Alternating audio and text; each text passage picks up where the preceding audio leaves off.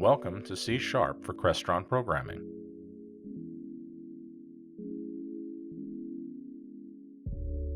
A jagged array, or sometimes called ragged array, is a multidimensional array whose elements are separately defined other arrays.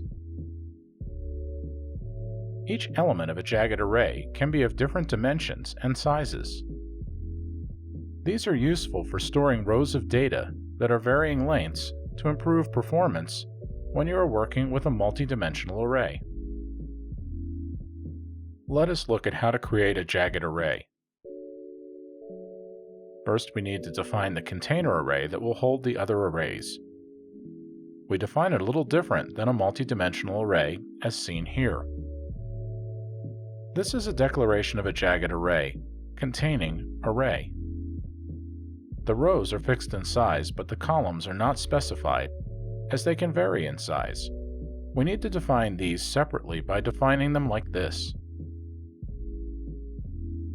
We are currently only using integer arrays. A jagged array can be of any valid array data type, but must contain all of the same data type. Using a jagged array can present a challenge. How do you know the size of each internal array?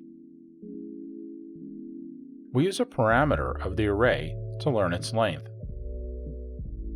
Let's create a set of nested for loops to iterate out the contents to the screen.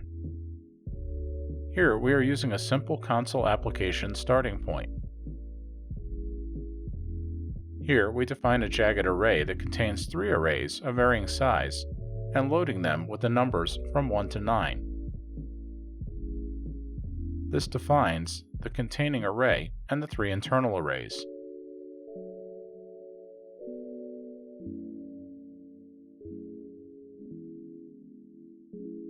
Now, we add a for loop to display the size of each internal array by using the length property. This property will allow us to detect how many elements are in each part of the jagged array and make sure we do not exceed the array size and cause an exception to be thrown.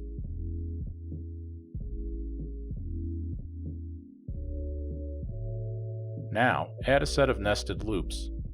One to iterate through the 3 arrays, and the other using the length property, we can control the loop to only iterate through each internal array properly and display the resulting information contained inside.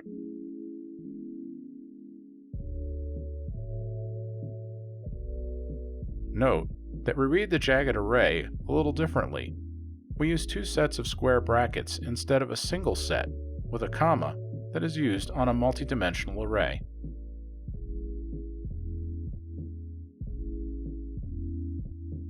We can now run the program and take a look at the result. Here we see that the arrays are 4, 3, and 2 in size.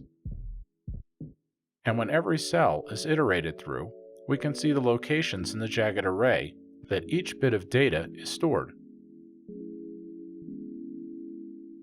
Thank you for watching.